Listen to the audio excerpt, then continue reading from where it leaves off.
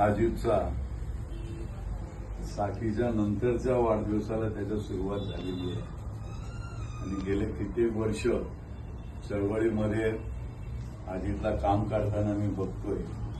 मुलुंड सारख्या ठिकाणी रिपब्लिकन पक्षाचं इतकं सुंदर वास्तव्य त्यांच्या नेतृत्वाखाली झालेलं आहे आणि त्याला जे काही खरं तर चळवळीमध्ये मिळायला पाहिजे होतं तेही काही फारसं मिळू शकलेलं नाही याची आम्हाला जाणीव आहे।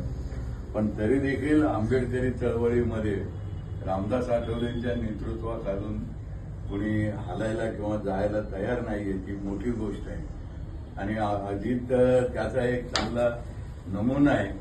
मी पुन्हा एकदा त्याला हार्दिक शुभेच्छा देतो, त्याला दीर्घायुष्य लाभावं अशा प्रकारच्या भावना व्यक्त करतो आणि चळवळीमध्ये इथून पुढे काहीतरी त्याला महत्वाचं मिळावं ही देखील अपेक्षा मी व्यक्त करतो।